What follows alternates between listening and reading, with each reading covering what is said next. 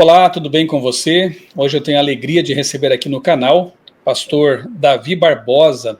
Eu vou passar aqui rapidamente alguns dados biográficos dele, antes de nós começarmos a conversa, e você vai perceber que é um assunto bastante importante, na verdade uma advertência, e eu sugiro que você fique até o fim para acompanhar essa nossa conversa aqui, tá bom?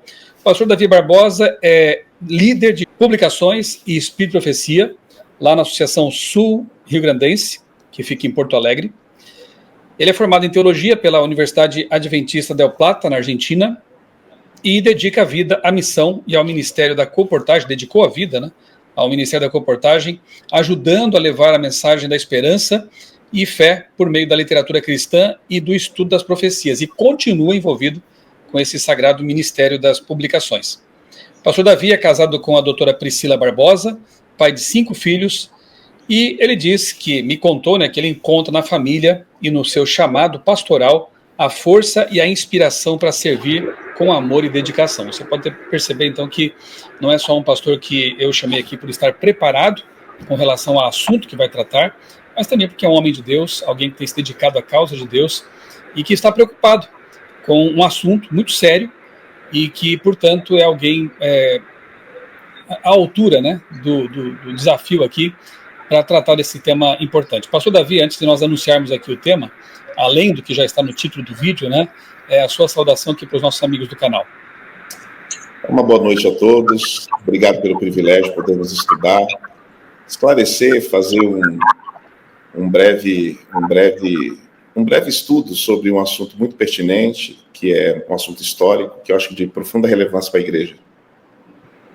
Pastor, talvez alguém já esteja se perguntando, davidianos, o que é isso, né? Vem de Davi, que história é essa? Eu quero já anunciar aqui, vai que eu esqueça, né? Divulgar aqui, na verdade, indicar, recomendar, com ênfase, um livro que foi impresso pela Norte Teológico, que é a editora universitária do SALT, lá da FAAMA, nossa Faculdade de Teologia, lá próxima de Belém, no Pará. Então aqui está, O Fator Davidiano no Adventismo. Pastor, esse livro aqui é bom, vale a pena os nossos amigos terem para se aprofundar um pouco mais no assunto do qual vamos tratar aqui? Excelente leitura, pastor Victor Figueroa, de Monte Morelos, é um pastor que dedicou tempo para essa investigação, tivemos boas conversas sobre esse assunto, em algum momento pudemos esclarecer algumas ideias, desde o início do interesse de estar entendendo mais sobre o assunto, para poder conhecer, para poder saber do que de fato se trata. E é um livro excelente, faz boas analogias, ele imergiu no universo do davidianismo, conheceu comunidade, se aprofundou e foi buscar na fonte para poder trazer essa literatura que é sensacional. É um ótimo livro. Então já fica aqui a indicação de leitura para você se aprofundar, caso queira, no assunto sobre o qual vamos conversar aqui nesse nosso vídeo. E também já vou deixar aqui a indicação de um outro vídeo que já está no meu canal faz algum tempo, que é o vídeo Vara do Pastor. Tá? Eu vou deixar aqui na descrição do vídeo o link deste outro vídeo que já está no meu canal há algum tempo, e vou deixar também aqui na descrição do vídeo o link para que você possa adquirir o livro lá da FAAMA, tá bom? O Fator Davidiano. Pastor, então vamos lá, né? Vamos ao assunto, e já aproveito para pedir que os amigos aí se inscrevam no canal, acione o sininho para receber as notificações de novos conteúdos, compartilhem esse conteúdo aqui com pessoas que talvez tenham dúvidas sobre o assunto, pessoas que talvez estejam envolvidas já com esse assunto, para que elas possam, com o poder do Espírito Santo, reconsiderar, analisar, pensar no caminho arriscado, perigoso que estão trilhando aí, né? E antes de nós começarmos então a conversa, essa nossa entrevista, eu quero convidar você que está aqui conosco a fazermos uma oração, pedindo que o Espírito Santo esteja conosco, esteja com você também que está do outro lado da tela, e que ele abra o nosso entendimento, abra o nosso coração e nos faça ver as coisas como Deus quer que nós as vejamos. Vamos orar? Bondoso Deus, muito obrigado, Senhor, por mais esta oportunidade que nos dás de estudar um assunto tão importante e que tem preocupado pessoas, especialmente pastores, que se preocupam de fato com o rebanho. Ajuda-nos em nossa conversa aqui, especialmente o pastor Davi, ilumina os pensamentos dele, que ele fale motivado, iluminado pelo teu Santo Espírito, Senhor. Abençoa esses amigos, essa pessoa que está nos acompanhando esta gravação, que ela seja também tomada pelo teu Santo Espírito, que ela tenha também seus pensamentos, o seu coração abertos pelo poder que vem do alto, e entenda tudo aquilo que vai ser tratado e a relevância desse assunto aqui também, Senhor. Enche-nos com o teu poder, com a tua humildade também, Senhor, e que nós realmente falemos aqui com não só propriedade, mas com amor pelas pessoas. Nós oramos e te agradecemos tudo em nome do Senhor Jesus. Amém. Amém. Pastor Davi, Davidianos não tem nada a ver com você, né? Davidianos. Vamos começar aí pelo seguinte: como começou esse movimento davidiano? De onde veio esse movimento? Quem sabe traçar assim um pouco da história, né? Para a gente já se situar no assunto aí. Tentando fazer um resumo, é um movimento que em 1929 ele começa com um líder que começa a ter uma percepção muito individual sobre interpretações e reinterpretações do que nós adventistas acreditamos através do dom de profecia. Por exemplo, o Vitor Rutef, ele começa a pegar alguns pontos que nós já tínhamos como revelado e começa a fazer novas interpretações, ali na região de Waco, no Texas, ali, chamado de Monte Carmelo. E em 1930, esse movimento começa a tomar um corpo quando Vitor, ele era um imigrante búlgaro, ele começa a escrever e a trazer para a igreja um livro publicado que era em português, A Vara do Pastor. E nessa Vara do Pastor, ele vai trazer alguns fundamentos baseados em alguns pontos bíblicos que divergiram da igreja. E eles foram divergentes, a ponto que foi montada uma comissão para avaliar, porque ele se dizia, eu estou dando continuidade ao dom de profecia. Então, nesse aspecto de dar continuidade ao dom de profecia, ele carregava muito uma ideia de que o espírito de profecia e o dom de profecia só poderiam ser interpretados por um profeta. Então, esse ponto que divergiu com a igreja adventista foi a causa dele ter sido expulso da igreja em 1934, aproximadamente. Uma comissão se reuniu, foi avaliado com o corpo doutrinário da igreja e viu que havia uma certa ambiguidade, uma certa divergência entre os temas que ele estava apresentando, principalmente relacionados a alguns capítulos, como Ezequiel, capítulo 9, que foi a introdução, sobre Apocalipse 13, sobre questões sobre ir de pregar o evangelho a toda criatura, já tinha uma outra interpretação, sobre alguns capítulos muito específicos da Bíblia, de doutrinas que nós cremos, onde havia uma divergência tanto na Bíblia quanto no espírito de profecia. E o movimento foi tomando corpo, né, e após ali a morte dele, ele morreu e teve um grupo que mais ou menos foi se dividindo após a morte dele. A sua esposa, Clarence, né, ela já começou uma nova propagação e houve uma certa divisão, e daí em diante eles começaram a fazer um trabalho com uma certa sazonalidade, mas totalmente dividido. O movimento se dividiu e esse movimento se espalhou e foi introduzindo no percurso da história alguns detalhes relacionados justamente a pontos doutrinários contra a igreja adventista. Pastor, conforme eu já disse, aqui no meu canal tem um vídeo, uma espécie de mini documentário sobre esse movimento Vara do Pastor.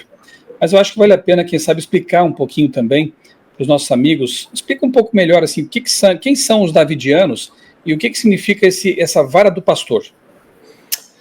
A Vara do Pastor foi a primeira inspiração escrita, o primeiro livro escrito por Vitor Rutef, onde ele dá algumas interpretações de textos do Espírito de Profecia, mas que ao mesmo tempo tinham uma certa ambiguidade com outros textos.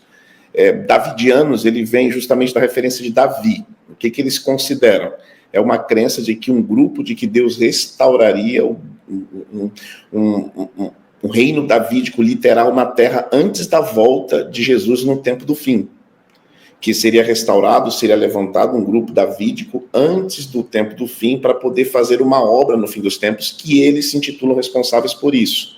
É uma mensagem de cobrança contra a liderança, é uma mensagem contra uma apostasia na igreja, colocando eles como enviados de Deus específicos contra a igreja adventista corrompida.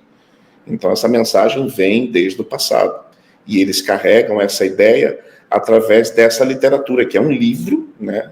Segundo eles chamam de Espírito e Profecia, que seria o livro A Vara do Pastor, que tem alguns volumes e explica esses assuntos justamente fazendo analogias entre Ellen White e entre textos que o próprio Victor Houteff escreveu. Muito bom. Assim, é um esboço geral, né, da história, para contextualizar os nossos amigos, mas eu repito, se você quiser saber mais detalhes históricos, tem esse vídeo aí, na descrição do vídeo aqui o link está, né, que é o Vara do Pastor, tá bom? Mas eu acho que o que nos interessa mais aqui, na verdade, além da parte histórica, é a parte doutrinária mesmo, de crença, né? Então, pastor Davi, qual a diferença entre os davidianos, ou quais diferenças entre os davidianos e os adventistas do sétimo dia? Como é que a gente pode contrastar as duas formas de crer, né, dos adventistas mesmo e desse movimento aí sectário, dissidente, davidianos? O movimento adventista, ele nasce como um corpo doutrinário, que nós acreditamos que é uma revelação progressiva. O próprio Espírito de Profecia, com o passar do tempo, ele vai trazendo novas luzes relacionadas a determinado assunto, e nós mantivemos esse grupo doutrinário, e como adventistas acreditamos em uma revelação que é progressiva. E o davidiano em si, ele nasce com uma mensagem de cobrança, advertência contra a igreja adventista, que nasce justamente naquele período onde eles trazem alguns pontos doutrinários muito específicos. É um conjunto doutrinário muito específico relacionado à interpretação de textos bíblicos. Então, eles dão uma interpretação muito específica que não tem base no Espírito de Profecia e não tem base na literatura bíblica, baseada na sua própria interpretação. Nós, como adventistas, somos historicistas, acreditamos, usamos a história para entender a Bíblia. O movimento davidiano, ele já tem uma espécie de interpretação baseado no pensamento do profeta. O profeta tem algumas reflexões que, segundo ele, só ele possuía o dom para revelar. E existe uma coisa muito interessante. Eu peguei um parâmetro comparativo que, por exemplo, algumas coisas que Victor Houteff declarou. Ele declarou e ele ensinou que seus escritos estavam isentos de erros. Ellen White nunca declarou infalibilidade dos seus escritos. Eles são, portanto, inerrantes, né? Eles são inerrantes. Por exemplo, Victor Houteff ensinou que ninguém pode interpretar a Bíblia sem a ajuda de um profeta inspirado, em outras palavras. Somente ele, como profeta, poderia interpretar corretamente a Bíblia. E Ellen White fala que seus testemunhos têm a intenção de nos levar de volta à Bíblia, sob a orientação do Espírito Santo, para podermos entender melhor as Escrituras. Outra coisa interessante, ele declarou que havia recebido uma nova luz sobre o reino intermediário, que nem os escritores da Bíblia, nem Ellen White sabiam. E Ellen White fala, ela declarou que não há nenhuma nova luz que já não tenha sido revelada na Bíblia. Um outro detalhe que é interessante para a gente fazer uma comparação. Victor Houteff exorta seus seguidores a evangelizar apenas membros da Igreja Adventista. Os famosos pescadores de aquário? Exatamente. Ellen White fala o seguinte, ela incentiva a igreja a ir para fora. Afinal de contas, a palavra igreja. A igreja para fora. E um outro detalhe, ele incentiva seus seguidores a obedecê-lo à custa da desobediência a Cristo, que inclusive está no capítulo 4 do livro da Vara do Pastor. Seus escritos contradizem os ensinos bíblicos de Espírito de Profecia. Então, Ellen White fala que o seguinte, seus escritos estão em harmonia completa com textos bíblicos. Se você pegar qualquer doutrina que o Espírito de Profecia revelou, o Espírito de Profecia revela, ele tem uma harmonia com a Bíblia. Então, essa acho que é uma grande diferença que nós percebemos, que existe uma forma de fazer teologia totalmente diferente de todas as correntes teológicas que nós conhecemos. Ela não está sujeita à Bíblia, ela está sujeita à interpretação de uma pessoa.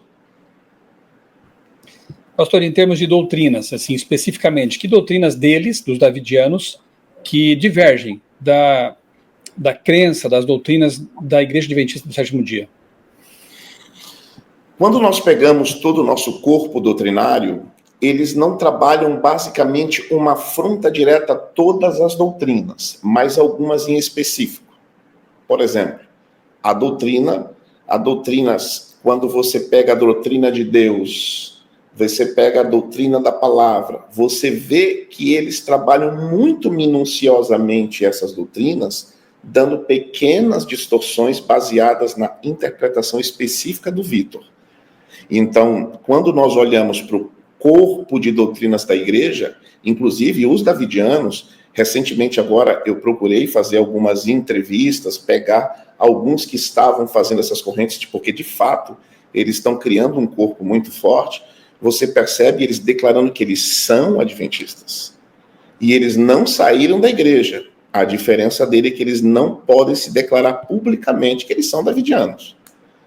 Eles se declaram adventistas do sétimo dia, eles andam nas igrejas dos adventistas do sétimo dia, eles dizem que a igreja adventista é verdadeira, mas que eles têm uma missão de evangelizar os sinceros na igreja para o grande movimento final.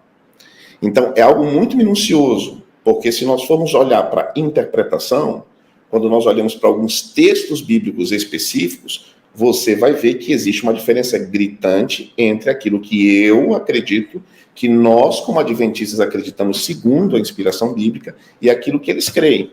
Quando nós olhamos para o Apocalipse capítulo 7, quando você vai falar sobre os 144 mil, nós temos uma interpretação, por exemplo, sobre a estátua de Daniel, a pedra que é cortada sem auxílio de mãos, eles têm uma interpretação muito específica. Quando a comissão avaliou, em 1934, foi feito todo um estudo sobre o que ele havia trazido como revelação, porque, afinal de contas, o profeta quer ser provado. E na provação do profeta, vamos experimentar o dom de profecia dele, ele foi reprovado em todos os itens. E principalmente no item de interpretação, porque não havia harmonia entre os textos e os temas que ele decidiu confrontar para dar continuidade no Espírito de Profecia com aquilo que estava em harmonia com a Bíblia. Pastor, quer dizer então que a igreja deu a oportunidade, como se deve fazer, a Bíblia mesmo nos admoesta nesse sentido, né? João, provai os espíritos, né? A igreja deu a oportunidade de fazer os testes, como foi feito com Ellen White lá no passado, né? E, biblicamente, foi reprovado.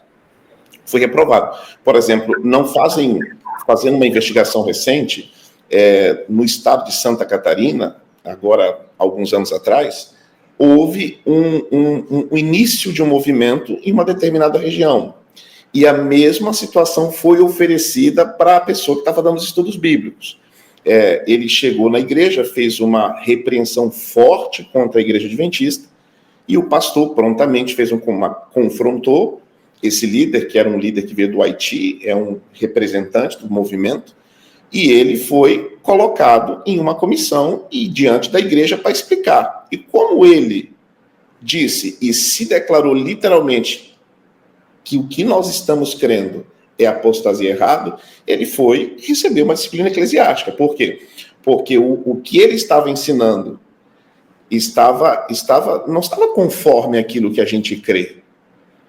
Então a igreja, ela tem uma coisa interessante. Por exemplo, eu como pastor, se eu tenho que enfrentar algum detalhe relacionado a um corpo de doutrinas, tá tudo certo. Eu vou trazer e vou tentar, junto com o irmão, estudar, apresentar e fazer o trabalho pastoral. Mas quando a ovelha, ela entende que o que ela crê é verdade e, de fato, ela deve seguir aquele plano, ele, por si só, já está se rebelando contra aquilo que nós cremos. Não há nenhum problema eles crerem na fé deles. Qual que é o grande detalhe? É que eles querem utilizar isso como ferramenta para atacar alguém que está seguindo um corpo de doutrina já, de um corpo de muitos anos. Houveram movimentos que nasceram, você tem aí os adventistas da promessa, montaram a igreja deles, está tudo certo. Mas a situação é, existe uma igreja querendo, dentro da igreja, criar essa dissonância dentro do corpo de membros. Pastor, e é assim, interessante, né, que alguns desses movimentos, dessas dissidências, dizem ser tão seguidores de Ellen White, né? Alguns até às vezes extrapolam nesse sentido, né? E parece que colocam Ellen White contra a própria Bíblia muitas vezes.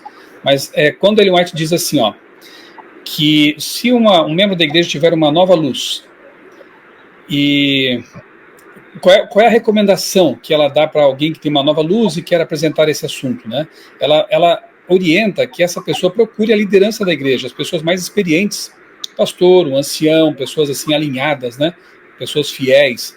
Se, ainda que essa pessoa tivesse uma nova luz que fosse correta, biblicamente falando, que não é o caso dessas dissidências, né? Ainda que fosse correta, e a igreja, como comissão, porque Deus trabalha com o corpo, né? Não com indivíduos. Nossa igreja não é gerida por uma cabeça, né? Duas. Ela tem os estamentos, os fóruns adequados, tem comissões. E se essa comissão da igreja, esse grupo de pessoas mais experientes, entender que não é o momento para essas ideias serem apresentadas, o que Ellen White recomenda? Que essa pessoa fique calada, que ela guarde o caminho que vai ser aberto por Deus, né? Olha que interessante. Agora imagina, alguém que vem apresentar umas ideias que são falsas, que são contrárias à própria Bíblia, não só as doutrinas adventistas, que nós cremos sejam bíblicas, né? São bíblicas, mas ela vem então com ideias que são antibíblicas, contrárias ao Espírito e profecia, e aí não tem como realmente a igreja aprovar uma coisa dessas, né? Pastor, antes de a gente avançar aqui nas questões de crença e interpretação profética e tal, que cuidados os nossos irmãos, nossos anciãos, nossos pastores devem ter com relação a esse grupo, já que, como você mesmo destacou, né, houve outras dissidências no Adventismo, né, como a Igreja da Reforma, a Igreja da Promessa e outros grupos por aí, né, antitrinitarianos também. Eles saem e está tudo certo, né? Cada um tem liberdade para seguir o seu caminho e acreditar no que quer acreditar, né? Agora, os davidianos, esse pessoal, eles se infiltram na igreja e, como você disse, eles não se declaram de início assim um movimento dissidente que não crê como nós cremos. Então, fica mais complicado, né, de identificar essas pessoas. Qual é o modus operandi deles? Como que eles trabalham? Você me falava há pouco sobre escola sabatina, né? E de que forma os pastores e os líderes da igreja deveriam estar mais atentos com relação a esses infiltrados? Geralmente, a estratégia que eles têm usado, e isso é uma instrução nos cursos que eles têm, de fato, cursos, são pessoas preparadas, depois que você já entende quem eles são, que é justamente usar a escola sabatina como um gancho de apresentação e ponto de contato. Geralmente, a escola sabatina são comentários muito bons, eles estudam muito a lição, a estratégia da lição da escola sabatina é o método mais antigo que eles usam, e após um ponto de contato com um grupo de escola sabatina, eles vão ganhando ponto de confiança para que em algum momento eles possam não apenas passar a lição, mas perguntar e dizer, olha, nós temos um grupo de oração, nós fazemos alguns estudos. Geralmente, eu tive o privilégio de assistir a alguns estudos, são estudos muito interessantes, são muito rebuscados, com uma mensagem de pureza, de santificação, que de fato fazem parte. Existem alguns pontos que são interessantes. E às vezes, inclusive, numa entrevista com um membro adventista que hoje se declara literalmente davidiano, ele no começo dizia para mim, em algumas conversas, ele expressava que não, os estudos deles são bons, tem algumas coisas que não batem muito com a nossa igreja, mas eu tenho que ter cuidado para reter o que é bom, eu vou reter o que é bom. E nesse princípio do reter o que é bom, foi se aprofundando, e eles começam a oferecer, posteriormente, algo chamado estudos avançados. E os estudos avançados é justamente, aos poucos, ganhando confiança, trazendo credibilidade. São vários professores e a missão deles é trabalhar dentro da igreja. Eles não se declaram, existe uma sagacidade muito grande em perceber quem está lá dentro estudando. Se você, por exemplo, entra num curso, numa aula que eles estão dando, eles prontamente param, perguntam quem é você, de onde você veio, porque é um estudo que tem etapas. Primeiro, contato, atração, confiança, doutrina. Contato, atração, confiança e doutrina. Para chegar nessa parte da doutrina, leva tempo. Depois que você já fez vários estudos avançados e eles começam a buscar a empatia de pessoas que já têm um viés um pouco mais crítico, porque você vai perceber que existe um viés muito crítico em pessoas que estão lá. A dinâmica psíquica de quem se volta para esse grupo tem um viés um pouco mais crítico, que ele acaba encontrando uma convergência com esse grupo que vai trazer um alimento e que vai fazer ele entender que, de fato, ele está certo, mas que existem outras coisas que ele pode entender para que o fato aguçando da crítica se torne mais alimentado por alguns elementos. E eles vão ganhando confiança dessa forma. Pastor, no tempo de Paulo já tinha problemas semelhantes, né? Lobos devoradores que surgirão no meio de vocês, Paulo já advertia, né? Então, eu repito a pergunta, né? Foi muito bom o senhor ter explicado esse modus operandi deles, né? Cuidado com a escola sabatina, especialmente ali, né? Porque, na verdade, a nossa igreja, ela é uma igreja aberta, né? E às vezes a gente é até um pouco ingênuo, né? Porque a gente acolhe, a gente recebe a todos, né? A igreja é aberta para todos. Agora, que cuidados que os líderes, pastor, ancião da igreja, devem tomar para evitar esse assédio por parte de lobos devoradores, como a Bíblia mesma nos adverte? Primeiro, ter muito cuidado com quem você convida para pregar e para passar uma lição da escola sabatina na igreja. Lição da escola sabatina tem um peso tão grande quanto de uma pregação no púlpito. Você está dando nas mãos da pessoa a autoridade de ensinar.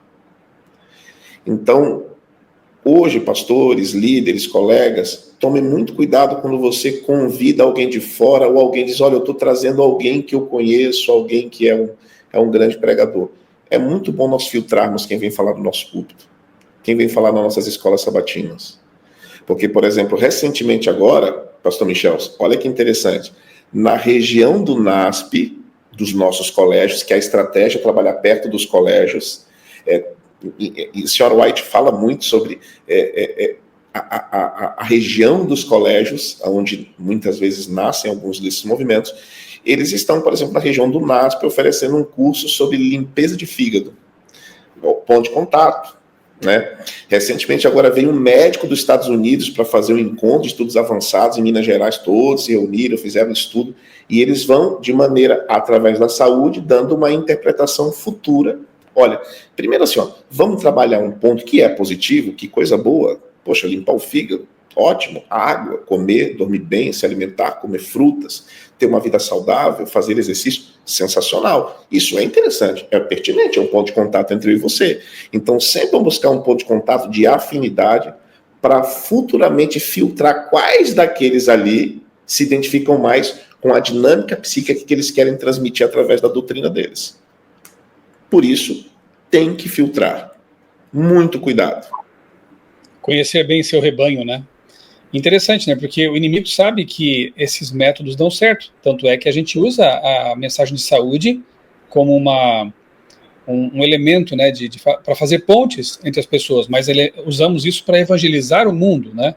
Enquanto esse grupo aí está usando esse mesmo método, só que internamente, né, para alcançar aí os adventistas, né, como a gente já comentou há pouco, né, pescando no aquário, né, como dizem. Pastor, vamos entrar assim em questões assim mais teológicas aqui agora. Como os davidianos interpretam a rocha? O senhor mencionou isso agora há pouco, né? Sobre a rocha lá de Daniel 2, né? Que vem do céu ali. Como que eles interpretam essa rocha que bate na estátua lá no capítulo 2 de Daniel? Por exemplo, é um capítulo que já houve uma divergência muito grande na área interpretativa deles, porque a palavra rocha, a gente faz analogia com a própria pedra, com o próprio Senhor Jesus, e a Bíblia auto-interpreta. É um texto que se interpreta muito bem. Inclusive, é um texto que ele tem uma certa similaridade com o universo de outros âmbitos teológicos que não são só adventistas. Então, para eles, a rocha não é bem uma interpretação como nós entendemos. Eu vou passar um gráfico aqui, pastor, que eu acho que é interessante nós fazermos uma analogia, para nós podermos entender mais ou menos do que se trata. Por exemplo, nós, adventistas do sétimo dia, quando nós olhamos ali, vamos abrir aqui, Daniel capítulo 2, eu vou fazer uma leitura breve do capítulo Daniel no capítulo 2, e Daniel no capítulo 2, que é logo no início do livro, ele tem uma visão, né? E nessa visão, Daniel, ele escreve ele escreve uma situação que aconteceu. Um rei teve um sonho. O sonho era uma estátua que tinha elementos diferentes, e nessa leitura, e nesse sonho que o rei teve, ninguém foi capaz de interpretar no reino. Daniel, um jovem fiel a Deus, conhecedor, amigo de Deus, Daniel recebe de Deus a interpretação desse sonho, e Daniel vai falar um pouco sobre o significado do sonho. E no capítulo 2, Daniel fala o seguinte, temos aqui o capítulo 2, o rei fez um decreto para que alguém pudesse fazer uma interpretação.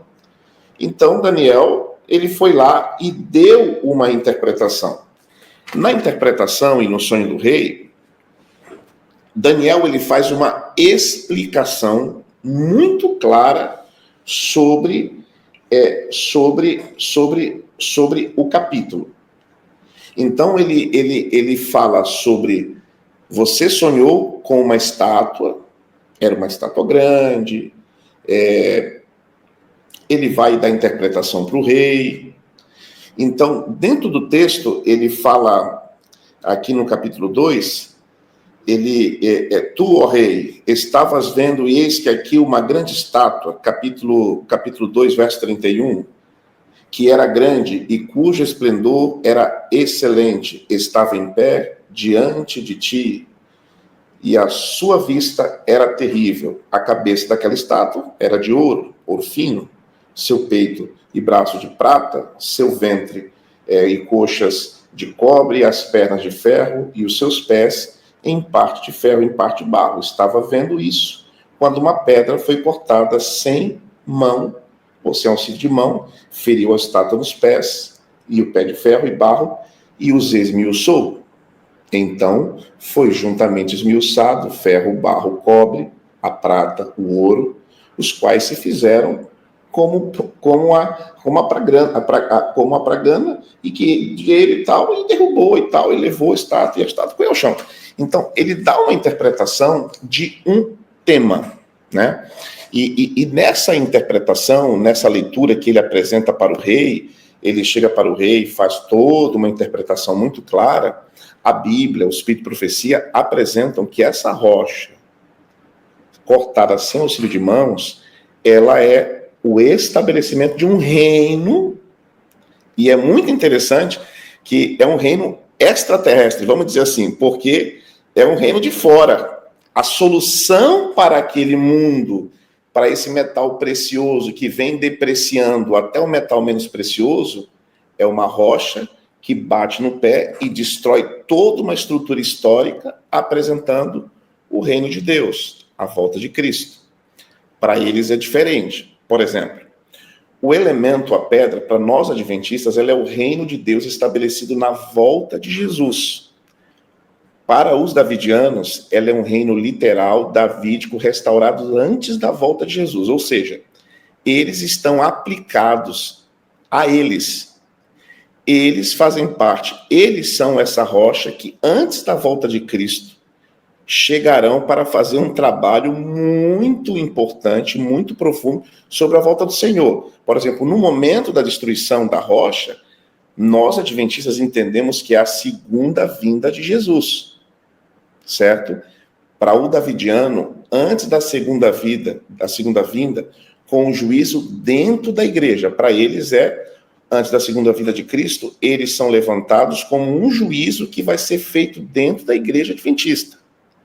Por exemplo, dentro do elemento que o monte que encheu a terra, para nós adventistas significa a eternidade. Nós vamos passar a eternidade com Deus. Para eles é um reino literal, crescente, com os 144 mil selados. Por exemplo, a ênfase escatológica é a segunda vinda e eternidade. Essa é a nossa interpretação como adventistas. E é a nossa fé. Para eles é a purificação da igreja, selamento e restauração do reino. Então, esse já é um ponto que existe uma divergência direta com o universo adventista.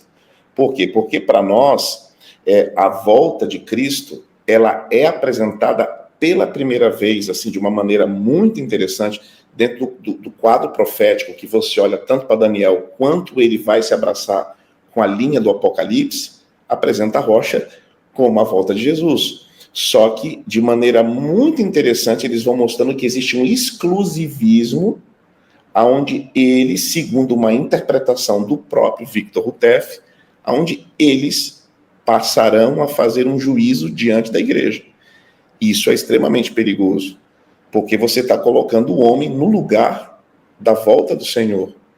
Você coloca na mão de um pequeno grupo uma responsabilidade que Deus não deu a ninguém. Porque na hora que o Senhor desce, que o Senhor vem e que o reino se instaura, o Senhor vem trazer o juízo que já foi determinado no céu para poder trazer apenas a volta de Cristo como a esperança que nós tanto aguardamos. Então essa é uma grande diferença clara entre eles e aquilo que nós cremos como adventistas. Pastor, posso minimizar essa tela aqui, por enquanto? Pode. Ok. Uma outra pergunta aqui, ó. Qual a visão deles, dos davidianos, com relação à pregação do evangelho a toda criatura? Tem também diferença? Tem uma diferença muito grande. Por exemplo, qual que é a ordem de Cristo, pastor Michel? Ide, pregai o evangelho a toda criatura. Mas etc.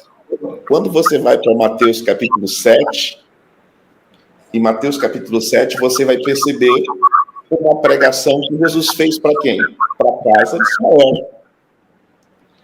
E a interpretação, segundo, inclusive, dentro de um dos livros de Victor Rutef, ele apresenta que essa missão de pregar a casa de Israel é uma missão que foi revelada por Victor Rutef, e foi revelada por Victor Rutef num livro da Vara do Pastor, que era uma responsabilidade deles. Por exemplo, em uma entrevista com um deles, inclusive foi a minha esposa conheceu, por uma coincidência, numa discussão simples com um dos líderes dele, eu não participei, minha esposa participou, e minha esposa disse assim, mas como assim vocês estão pregando para a igreja? E por que vocês não pregam para os de fora? Porque, segundo eles, a missão de pregar para os de fora é uma missão que só vai chegar para eles após o alto clamor.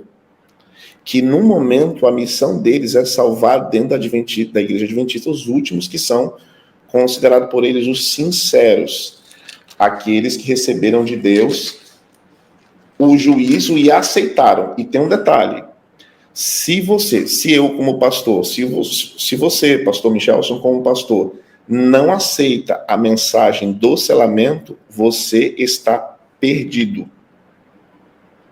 Se a mensagem do selamento chegou até você e você a rejeitou, você não é digno de receber o selo de Deus. Você perdeu o selo porque você rejeitou a mensagem do selamento. Por exemplo, quando em discussão com uma pessoa do movimento davidiano que me trouxe materiais, pelo fato de que ele estava dando estudo bíblico para outras pessoas, em algum momento fui convidado para ter uma conversa com ele, um esclarecimento, ele falou, pastor, se você rejeita a mensagem que eu estou te apresentando, você perdeu a sua chance de ser salvo. Você vai perder a sua salvação. Porque a missão que nós temos é pregar para os últimos sinceros que estão dentro da igreja. Só que quando nós olhamos a senhora White, ela fala que o joio, ele nasce e ele cresce junto com o trigo. Que quem faz essa separação não é alguém. Que quem faz essa separação não é uma responsabilidade. Não existe nenhum tipo de convergência dentro dessa pregação com aquilo que está escrito na Bíblia. Por isso que é uma coisa muito perigosa. Porque se eu vou nascer com um movimento para pregar dentro de outro movimento, porque a Adventista do Sétimo Dia, a Igreja Adventista, ela é um movimento que nasceu para pregar a volta do Senhor, adventista. Essa é a nossa missão. Mas dentro da missão nasce um grupo que de maneira secreta, que sequer tem a hombridade de se revelar, mas vai usar estratégias sorrateiras para poder alcançar membros, isso de fato torna muito perigosa a relação. E a própria Ellen White disse que não haveria um outro movimento, né? Não haveria. E é muito interessante, porque, por exemplo, dentro da mensagem que eles carregam uma ideia de que o reino dos 144 mil, ele seria iniciado justamente nesse período. Eles trabalham a literalidade profunda desse texto e eles aplicam esse texto a eles. Me preocupa, e fazendo uma análise das pessoas que eu pude conversar, quando me procuraram, houveram pessoas que disseram, não, eu sou davidiano e não saio mais, mas houveram pessoas que recuaram, não, pastor, obrigado pelo estudo, obrigado, acho que abriu a minha cabeça, interessante que eu aprendi, acho que está tudo certo. Percebe-se que as pessoas que estão envolvidas, por si só, elas têm um ar de superioridade. Elas têm um ar de conhecimento. Nós sabemos mais que pastores. Nós sabemos mais que vocês. Nós conhecemos um tipo de ego que ele não é compatível com os selados de Deus, que é mansidão, que é humildade, que é aquele que quer ser servido tem que servir primeiro, do menor, do último. Aquele que quer chegar ao reino do céu tem que ser como uma criança. Existe uma diferença muito grande. O que eu percebi em conversas com grupos davidianos, ou davidianos especificamente, é que eles têm um ar de superioridade muito grande em relação a qualquer outro pastor. Pastor, antes de a gente prosseguir, quero aproveitar para de novo recomendar esse livro aqui, tá? Fator Davidiano, da Faama. Eu vou deixar aqui na descrição do vídeo o link para que você possa adquirir esse livro. Então, se você já conheceu esse movimento, se você é líder de igreja na sua região, tem aí alguma coisa acontecendo, né, em relação a esse movimento, eu creio que é uma necessidade e quase uma obrigação, porque a nossa obrigação como pastores é de cuidar do rebanho, né? Então, uma obrigação, já que tem um material pronto, um estudo muito bem feito aqui, pelo pastor Vitor Figueroa Vila Real, né? Então, tem esse material, adquira, estude. Olha só o que diz aqui na contracapa do livro. Por que dedicar tempo para responder aos dissidentes davidianos? Talvez a pergunta que alguém faça, mas para que perder tempo fazendo um vídeo como esse, né? Olha só o que diz aqui a contracapa. Não se trata de promovê-los, nem mesmo indiretamente, mas se um médico não conhece os sintomas de uma doença, nunca poderá identificá-la ou curá-la. Da mesma forma, se os membros da igreja não conhecem os sintomas da dissidência davidiana, nunca conseguirão identificá-la, nem saberão como enfrentá-la. Este livro tem um duplo propósito. Primeiro, ajudar os adventistas do sétimo dia a confirmar e fortalecer sua fé na palavra de Deus. E sabe, pastor, antes de partir para o ponto 2 aqui, eu entendo, e já li sobre isso, né, que Deus muitas vezes permite algumas heresias aparecerem no meio do povo dele para que essas pessoas, para que nós, né, estudemos mais a fundo a palavra de Deus, para que nós compreendamos melhor as verdades que não têm medo de serem escrutinadas, né? Então a verdade não teme o escrutínio, a análise, a prova, né? Então, quando acontecem essas heresias ou dissidências, isso obriga o povo de Deus a estudar mais e a se aprofundar mais na palavra de Deus. Então, é um tipo de pré-sacudidura, digamos assim, né, que acontece entre nós. O ponto 2 é o seguinte, esclarecer as dúvidas daqueles que foram enredados pela dissidência. Conhecer a origem da dissidência na Igreja Adventista do Sétimo Dia e as estratégias e metodologias dos grupos dissidentes nos preserva da heresia e nos mune com as informações bíblicas necessárias para consolidar a unidade da Igreja. Além disso, estudando os princípios, os principais ensinamentos davidianos à luz da Bíblia, o Senhor pode trabalhar no coração de algum davidiano sincero, de forma a conduzi-lo de volta à sã doutrina. Então está aqui o livro para você então adquirir da Faama, né? Editora teológica lá da Faama, Norte Teológico. Vale muito a pena, viu? Conhecer, estudar e aproveitar este vídeo aqui que estamos fazendo com oração, com dedicação, indicar para amigos, enviar para pessoas que estejam talvez com dúvida, né? Aproveite esse material. E o outro também que está aqui no meu canal, que é sobre a vara do pastor. Pastor Davi, o que os davidianos entendem por a grande dispersão do povo de Deus? Essa é uma das doutrinas dele que existe. Nós temos que fazer um esforço muito grande para poder entender, principalmente achar coerência bíblica para poder guardar. E confesso, até peço desculpa a todos, que de fato você tem que fazer um esforço muito, é muito complexo a compreensão, porque assim como o antigo Israel foi espalhado entre as nações por causa da apostasia, Israel espiritual hoje também está sendo espalhado, está sendo disperso devido ao afastamento da verdade. É uma interpretação. Isso inclui que a igreja se misturou com o mundo pela perda de pureza doutrinária e a negligência na reforma. E segundo uma interpretação dele, a dispersão é tanto espiritual quanto literal. Para eles existe algo que é muito sério. Por exemplo, os fiéis estão espalhados em diferentes denominações e grupos. Isso é uma interpretação literal, bonita, até porque nós, adventistas, acreditamos que Deus tem seus sinceros espalhados em todas as igrejas. Mas, de maneira literal, os 144 mil, na visão davidiana, estão dispersos ao redor do mundo e ainda vão ser reunidos. E, segundo a interpretação, ela deve ser seguida por uma grande restauração. Eles creem no movimento de reunião do remanescente fiel, aonde eles serão trasladados, o povo de Deus, que será purificado e selado. Este é visto como um cumprimento de Ezequiel capítulo 36, 37, pego ali um pouco sobre a restauração, o Vale dos Ossos Secos, Isaías capítulo 11, Deus vai juntar o restante do seu povo, e eles acreditam que o davidiano vai ser trasladado para a Palestina.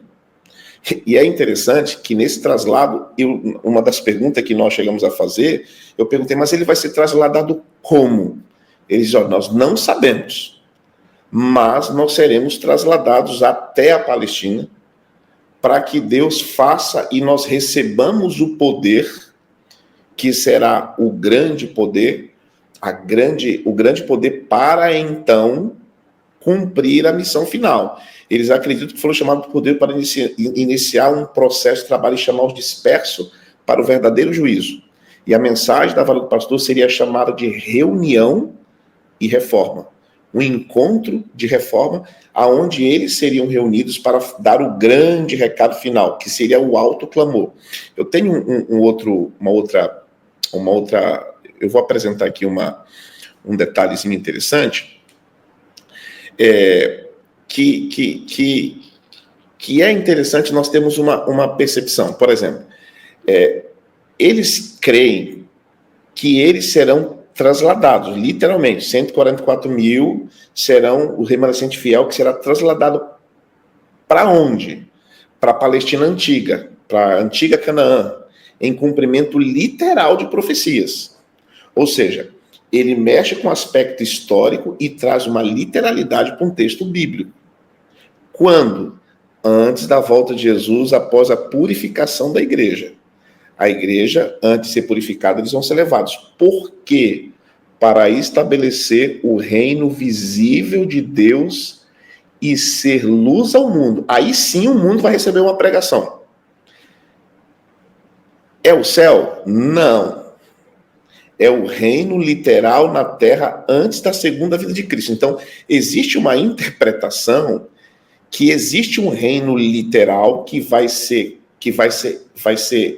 restaurado antes da volta de Cristo, para que quando venha o alto clamor, eles sejam responsáveis, então, para dar a última advertência ao mundo.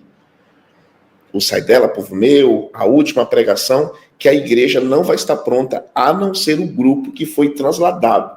E eu fiz essa pergunta para mais de um davidiano em entrevistas, nessas conversas. E a pergunta foi, como vocês vão ser trasladados? Vai ser de que forma? Vai ser uma carruagem? Vai ser... tem alguma explicação? Não tem uma explicação literal, né? Eles têm uma base, e a base deles é justamente entender que eles, antes da volta de Cristo, irão para lá para poder trazer o juízo sobre a igreja. E a igreja, então, receberá um juízo da parte deles. É interessante que um deles falou para mim que quando isso se cumprir, o juízo começará sobre os pastores. Inclusive, ela fez assim para mim, ó, olha os pastores. E é muito interessante porque é uma aplicação literal de Ezequiel capítulo 9, que é um dos temas que a gente vai estar falando aqui hoje. Pastor, nem precisa dizer que isso aí absolutamente não tem nada a ver com a Bíblia, né? Assim, com a interpretação, a exegese correta da palavra de Deus. Mas já que o senhor mencionou aí, já deu uma cutucadinha, né? Fala pra gente, como é que eles entendem essa profecia de Ezequiel capítulo 9? Ezequiel capítulo 9 é um capítulo histórico. É um capítulo é um capítulo muito bem aplicado e é uma interpretação, inclusive, judaica, é uma interpretação adventista, é uma interpretação que você leva para o mundo metodista, para o mundo batista, para o universo de estudo teológico, inclusive a maior parte de comentaristas bíblicos, Ellen White, nós entendemos Ezequiel 9 como um capítulo que ele fala sobre um juízo que houve sobre Israel. Esse foi o primeiro ponto que nós tivemos a divergência na comissão que houve aqui, quando foi trazido um davidiano que tentou evangelizar toda uma igreja aqui no sul do Brasil. E esse foi o capítulo que ele usou como base para mostrar que vai haver um juízo aonde eles serão responsáveis para trazer à casa de Deus um julgamento. Eu peguei alguns pontos que eu considero muito relevantes sobre alguns escritos. Eu tive o privilégio de alguns acessos, alguns materiais do Victor Rutef, pude ler bastante literatura, algumas coisas para entender sobre o assunto, e nós percebemos que ele traz uma linguagem que é muito difícil você absorver, porque ela tem uma interpretação específica sobre ele. Eu vou te dar um exemplo. Eu até trouxe aqui na minha mesa, eu tenho um objeto. Ele é específico e claro para que serve. Eles tomam o mesmo objeto e dão uma explicação exclusiva, que se você é davidiano, você tem que acreditar sem argumento. Você tem que acreditar sem argumento. Só quero fazer algumas observações que eu acho que são muito pertinentes sobre esse capítulo 9, porque, por exemplo, para o davidiano, para Rutef, ele ensinava que Ezequiel 9 descreve um juízo literal de Deus sobre a igreja, sobre a casa de Deus, ou seja, dentro da própria igreja adventista. Eles tomam Ezequiel 9 e aplicado à adventista, né? Podemos aqui fazer uma leitura breve sobre Ezequiel capítulo 9, até para nós entendermos o que o capítulo está tratando, né? Ezequiel capítulo 9, recentemente eu pude conversar com 2 especialistas no livro de Ezequiel e foi a mesma resposta obtida sobre esse mesmo capítulo, que é um capítulo onde Deus apresenta que existe um juízo, né? Existe um castigo para Jerusalém por apostasia. Então me gritou, capítulo 9, então me gritou aos ouvidos com grande voz, dizendo: fazei chegar os intendentes da cidade, cada um com suas armas destruidoras na mão. E eis que vinham 6 homens a caminho da porta alta, que olha para o norte, cada um com suas armas destruidoras nas mãos, e entre eles um homem vestido de linho, com um tinteiro de escrivão à sua cinta. E entraram e se puseram junto ao altar de bronze. Nesse capítulo, quando fala dos 6 homens com armas de destruição, seriam anjos executando um juízo divino sobre nossa igreja. O homem com tinteiro marcaria os fiéis que suspiram e gemem pelas abominações da igreja adventista. Eles fazem uma aplicação muito forte sobre a igreja dentro desse capítulo. Então, dentro da literalidade desse capítulo, ele fala que vai haver uma separação de fiéis e infiéis. Para os davidianos, essa marca representa o selo de proteção dado aos que são verdadeiramente fiéis. E quem não receber esse selo, receberá um juízo de Deus. Que são marcados, que seriam destruídos, porque vai haver uma purificação na igreja antes da volta de Jesus. Por isso que o apelo deles no capítulo 9 é para uma reforma urgente, para que eu não receba o castigo e o juízo que vai haver dentro da igreja. Porque o juízo começa pela casa de Deus. E dentro da literalidade da profecia, ao contrário da interpretação simbólica comum, os davidianos insistem que Ezequiel 9 se cumprirá literalmente com uma destruição real dos infiéis dentro da igreja adventista. Então, quando eles trouxeram essa interpretação para dentro de uma comissão, quando Vitor foi apresentar esse capítulo, ele apresentava que esse capítulo se aplicava exatamente à igreja adventista, que ele não era um capítulo histórico, que ele era um capítulo que foi feito, que segundo a interpretação dele, ele vai se aplicar ao adventismo.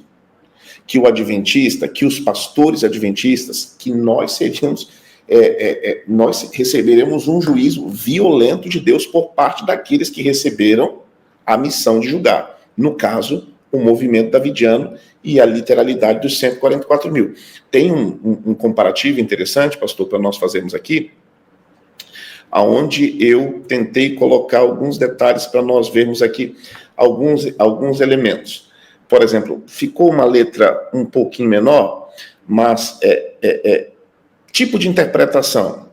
Os davidianos, eles entendem como literal, escatológica, uma profecia futura. Nós, adventistas, ela é simbólica, ela é contextual, é uma visão do passado aplicado com aplicações espirituais que podem ser utilizadas hoje.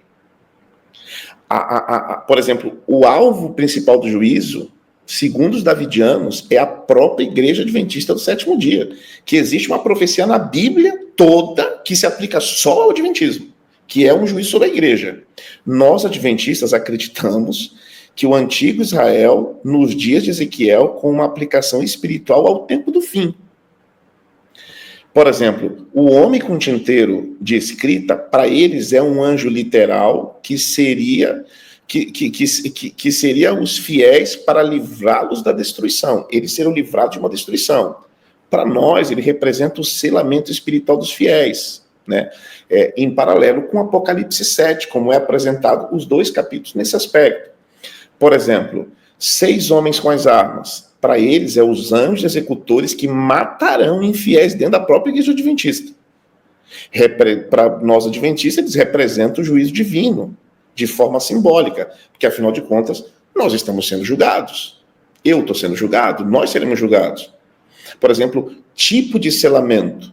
Para o davidiano, como está falando ali dentro do contexto de Ezequiel 9, seria literal antes de um juízo visível e físico dentro da igreja.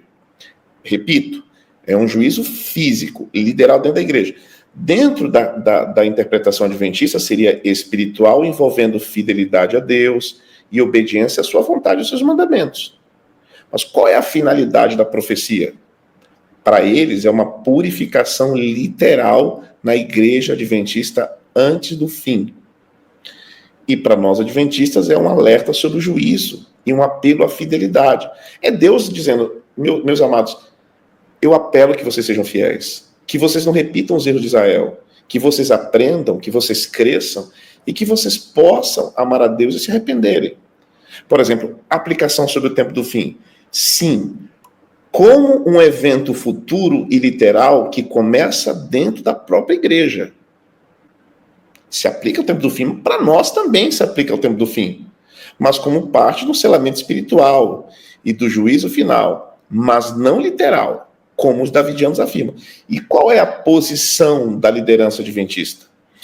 Eles têm um posicionamento crítico severo que consideram perigosa uma divisão, principalmente dentro desse quadro profético. E nossa interpretação oficial da igreja está alinhada com o historicismo e princípio de interpretação bíblica. Nós usamos a interpretação bíblica com história. Nós, adventistas, somos historicistas. A gente usa a história para entender. Afinal de contas, a Bíblia, nós utilizamos a história para poder entender contexto, para poder entender aplicação, para poder entender como cada texto se aplica em nossos tempos. É assim quando você vê as 7 igrejas do Apocalipse, é assim quando você vê os cavaleiros. Tempos são utilizados na Bíblia e a história ela é colocada como uma ferramenta para você entender a profecia e o cumprimento. A estátua de Daniel são tempos, é história. A história é muito bem explicada na Bíblia. E é justamente aonde o Ezequiel capítulo 9 encontra uma barreira muito grande contra aquilo que nós cremos, que é um dos motivos que mostra uma diferença gritante entre eles e nós. Por quê? Porque Victor Rutef tem suas próprias interpretações. Pastor, para a gente caminhar aqui para o fim da nossa conversa, teríamos muita coisa que falar ainda, mas também não queremos cansar os amigos com muitos detalhes, né? Então, por isso existe o livro, né?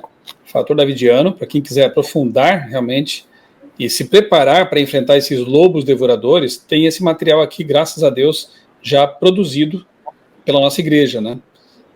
Pelo curso de Teologia da FAAM. Temos também o vídeo Fator, a Vara do Pastor. Vara do Pastor, aqui no meu canal, na descrição deste vídeo, você encontra então esse vídeo que traz ali mais informações históricas também sobre esse movimento. Fala um pouco também sobre o Rutef, mais detalhes sobre a história dele.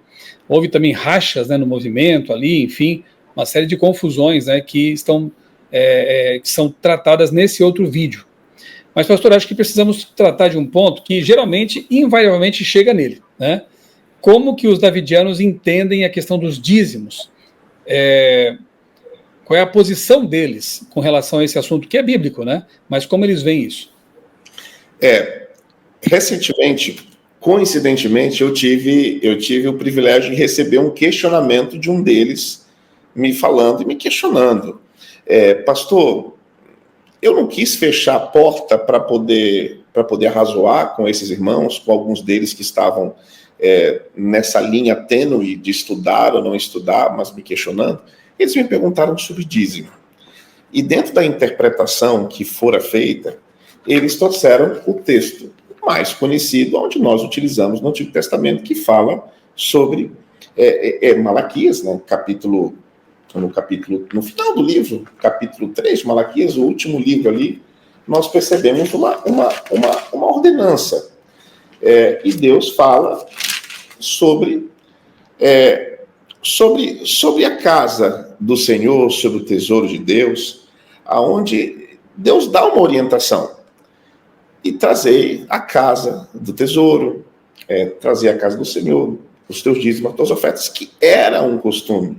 Malaquias, quando dá essa ênfase, que ele está falando sobre esse aspecto de mordomia, de avanço do evangelho, de trabalho para a casa de Deus, que fora copiado no Novo Testamento, dentro do espectro bíblico, o dízimo, ele é um tema inquestionável. Só que, como eles, hoje, eles têm um movimento, é um movimento muito sério. É interessante que, numa das discussões que eu tive com um dos irmãos, eu disse, amigo, deixa eu te falar uma coisa. Se o movimento de vocês, de fato, tivesse uma inspiração muito profunda, ele teria prosperado de 1930 até aqui. Por que ele não avançou tanto? Por que esse movimento não encontrou recursos financeiros, apoiadores, bênçãos? Porque o movimento adventista nasce com o quê? Nasce com um grupo pequeno, nasce com...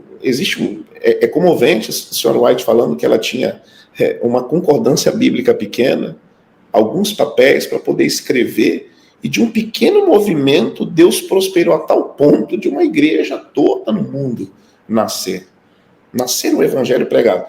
E existe esse detalhe histórico. Por que desde 1930 não houve uma prosperidade? Existe um trabalho sorrateiro, escondido. Por que não nasceu uma igreja que de fato possa prosperar, fazer a obra do Senhor? E dentro desse questionamento, esse amado irmão falou que assim, pastor, o grande erro é que vocês usam essas Bíblias modernas. Mas, quando nós tivemos um estudo com um dos nossos líderes davidianos, ele informou para a gente que vocês estão interpretando errado o texto bíblico. Vocês e o mundo evangélico todo. Porque, segundo a King James, a versão mais antiga, o texto que vocês falam casa do tesouro, na King James antiga, fala celeiro.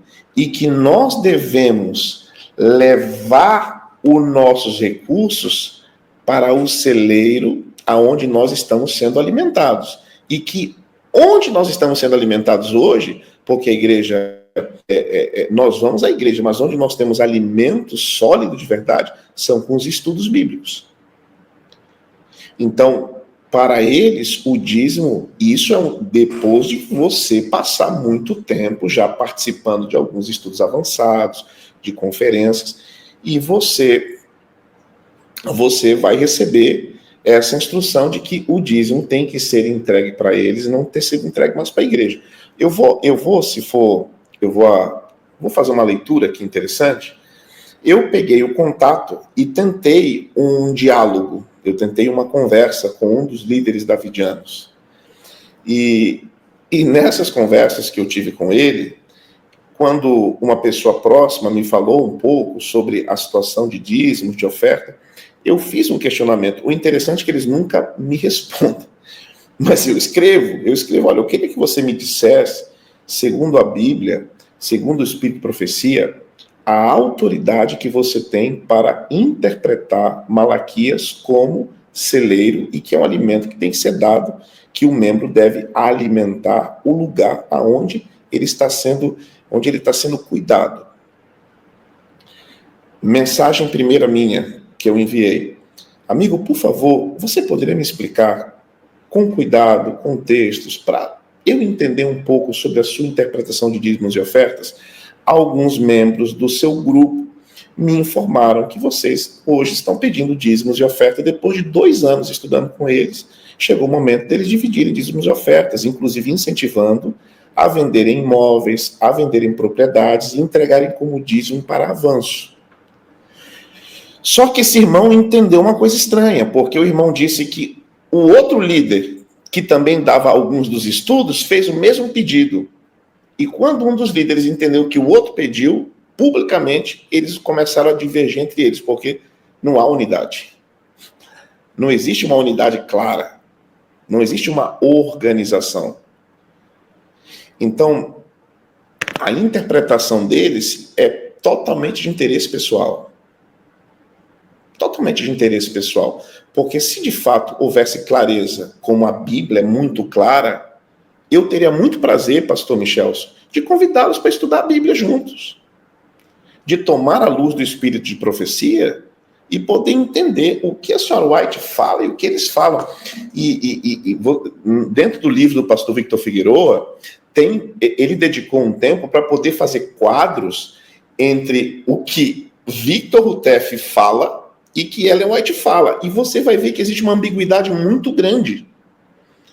Por exemplo, é um livro sensacional. Eu tive o privilégio de estudar esse livro, presenteei outras pessoas com esse livro, mas é um livro que ele mostra que eles têm um quadro comparativo. Ele dedicou tempo para fazer um quadro comparativo entre citações do Victor Figueroa, citações de Victor Rutef e citações de Ellen White. E você percebe que existe uma divergência muito clara entre o que ela disse e o que ele disse.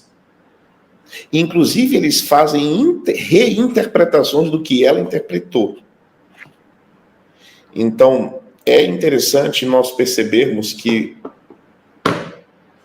de fato, são lobos tentando atacar o rebanho. Não existe clareza.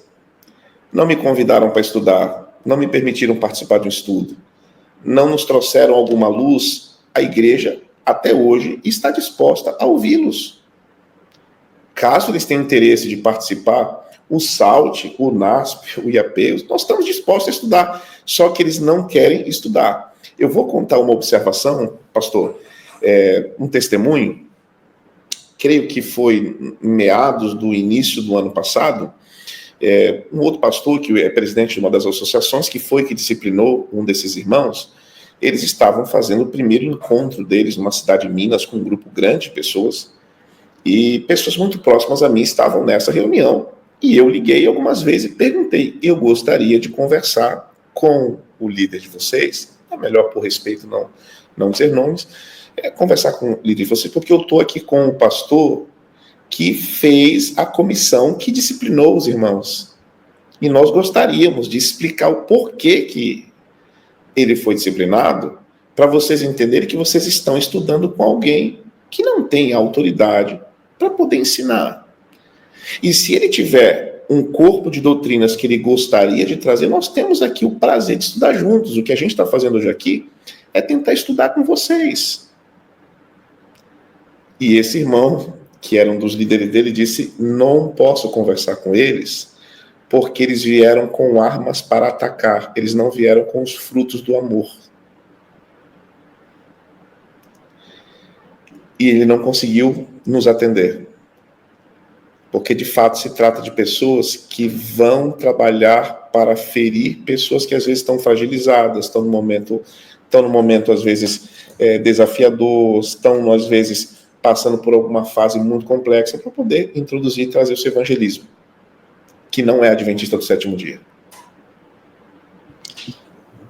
Quanta coisa, né, pastor? E uma coisa que eu tenho percebido já ao longo dos anos, desde que eu me tornei adventista, há 30 anos, mais de 30 anos, é que esses movimentos realmente, como você disse há pouco, não prosperam, não têm a bênção de Deus, enquanto a igreja, embora tenha seus defeitos, suas lutas, ela tem avançado, tem cumprido a missão. E eu gosto de sempre relembrar, inclusive eu quero colocar aqui na tela para os amigos, um post, né, que eu publiquei já faz algum tempo, mas de quando em quando eu revisito esses textos aqui, ó. Porque eu vou deixar também na descrição do vídeo o link para esse post aqui no meu blog outraleitura.com.br, que é esse aqui, ó, A Esperança para a Igreja.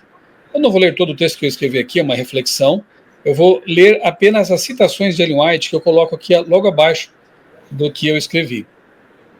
Veja só que interessante. Testemunho Seletos, volume 2, página 355. A igreja, débil e defeituosa, precisando ser repreendida, advertida e aconselhada, é o único objeto na Terra ao qual Cristo confere sua suprema consideração. Que texto precioso, hein? Então, a igreja tem, como eu disse, seus defeitos, até porque ela é composta por seres humanos, e nós, seres humanos, somos defeituosos, né? Mas nós temos que ser parte da solução sempre. Nunca apontar armas contra a igreja, porque Jesus... Aliás, tem mais textos aqui, olha só que interessante. Testemunho Seletos, volume 2 ainda, página 362, diz: Deus tem na terra uma igreja, que é seu povo escolhido, que guarda os seus mandamentos. Ele está guiando não ramificações transviadas, olha só, não está guiando ramificações que se desviaram, transviadas, não um aqui, outro ali, mas um povo. Que povo? A igreja. Deus tem na terra uma igreja organizada. Testemunho Seletos, volume 2, agora página 356. Jesus amou a igreja e por ela se deu a si próprio. E ele ele vai aperfeiçoá-la, refiná-la, enobrecê-la e elevá-la, de maneira que fique firme em meio das corruptoras influências do mundo. Quando eu ouço pessoas dizendo a igreja apostatou, a igreja está caída, olha só, aqui diz que então a profecia está errada, né? Veja só, Ellen White escreveu algo errado, porque aqui ela diz que Jesus vai aperfeiçoar a igreja, ele vai refinar essa igreja, e eu creio nisso de todo o meu coração, e por isso faço a minha parte, creio que o pastor Davi também faz a parte dele, estamos marchando juntos, né? E Jesus fará a parte que lhe compete, né? Eventos Finais, página 47. Como o capitão do exército do Senhor derribou os muros de Jericó, assim triunfará o povo que guarda os mandamentos do Senhor e serão derrotados todos os elementos oponentes. E é isso que a gente vê ao longo do tempo, né? Esses elementos oponentes, esses grupos dissidentes vão ficando pelo caminho enquanto a igreja avança. Review and Herald, 20 de setembro de 1892. Não necessitamos duvidar, nem temer de que a obra não avançará. Deus está à frente e porá tudo em ordem. Tenhamos fé de que o Senhor guiará com segurança ao porto a nobre embarcação que conduz o seu povo. Essa embarcação, a igreja, Deus vai colocar tudo em ordem. Testemunho Seletos, volume 2, novamente. Embora existam males na igreja e tenham que existir até o fim do mundo, e o pastor mencionou, né, na sua fala, joio e o trigo, que permanecem até a ceifa, né? Então esses males hão de persistir. A igreja destes últimos dias há de ser a luz do mundo poluído e desmoralizado pelo pecado. E agora a Mensagem Escolhida, volume 3, página 18, diz assim: quando alguém se afasta do corpo organizado do povo que observa os mandamentos de Deus, olha aí, o corpo organizado, hein? Quando começa a pesar a igreja em suas balanças humanas e acusá-la, podeis saber que Deus não o está dirigindo, ele se encontra no caminho errado.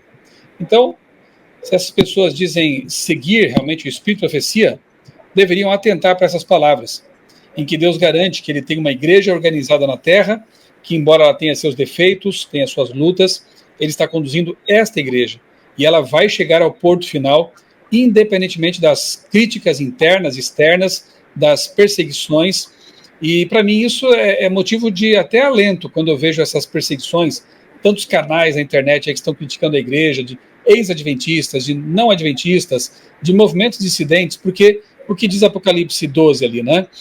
O dragão irou-se contra a mulher e foi fazer guerra contra o restante da sua descendência. Quem são esses? Os que guardam os mandamentos de Deus e têm o testemunho de Jesus / Espírito de Profecia. Então, se tivesse tudo às mil maravilhas, tudo em paz, eu ficaria desconfiado. Mas como a igreja é essa menina dos olhos de Deus, como a igreja desses últimos dias, esse povo remanescente, desperta a ira do dragão, a gente realmente tem que ver isso acontecer, temos que estar atentos e, como pastores, pastor Davi e eu estamos aqui hoje para, por meio deste vídeo aqui, estimular você a estudar a palavra de Deus profundamente. Os livros de Ellen White são uma tremenda ajuda para nós nesses últimos dias, porque apontam para a Bíblia, nos motivam a conhecer cada vez mais a Bíblia, e assim sermos cristãos maduros, não como meninos inconstantes, levados por qualquer vento de doutrina, cristãos maduros, bem fundamentados, e assim também ajudar na proteção do rebanho de Deus, porque é isso que ele espera de nós. Pastor Davi, suas palavras aí de finais, né, de encerramento aqui da nossa conversa, já aproveito para de antemão agradecer a sua disponibilidade e o tempo que você dedicou e tem dedicado para estudar esse assunto e tentar ajudar pessoas que estejam eventualmente sendo enredadas por essas ideias. Pastor, liderança cristã, eu separei uma citação que eu acho ela muito interessante. O Sr. White escreveu o seguinte: a palavra de Deus não autoriza que uma pessoa ponha seu julgamento em oposição ao da igreja. Nem lhe é permitido insistir em suas opiniões contrariando as da igreja. Caso não houvesse disciplina e governo eclesiástico, a igreja se afastaria, não poderia se manter unida como um corpo. Sempre tem havido indivíduos de espírito independente alegando estar certos e que Deus os havia ensinado e impressionado e guiado especialmente. Cada um tem uma teoria particular, suas ideias peculiarmente os leva a julgamento e cada um alega que essas ideias estão em harmonia com a palavra de Deus. Cada um tem diferentes teorias, fé, contudo, cada um afirma possuir luz especial de Deus. Essas pessoas se separaram da corporação e constituem por si só uma igreja à parte. Não podem estar todas certas. No entanto, todas dizem ser guiadas pelo Senhor. A palavra da inspiração não pode ser sim e não, mas sim e amém em Cristo. Os movimentos esporádicos agitados de alguns que alegam ser cristãos são bem interpretados pelo trabalho de cavalos fortes, mas não domados pelo Senhor. E, amado, eu acho muito interessante essa palavra, domados pelo Senhor. Eu louvo ao nome de Deus, pastor Michelson, porque quando Jesus fala bem-aventurado os mansos, porque eles herdarão o reino dos céus, dentro das palavras finais, eu quero dizer que nossa conversa não é uma conversa de cavalos de ataque. A palavra manso, se nós formos buscar literalidade no Sermão da Montanha, é uma interpretação que alguma gramática grega bem específica apresenta que a palavra mais correta seria usar a palavra domados. Não é que o cavalo não tem instinto, é que quando o Senhor doma o cavalo, mesmo com todo tipo de instinto, ele se deixa ser guiado pelo mestre. E que Deus possa nos guiar. Temos um inimigo levantando, um mundo se dilacerando, coisas estranhas acontecendo.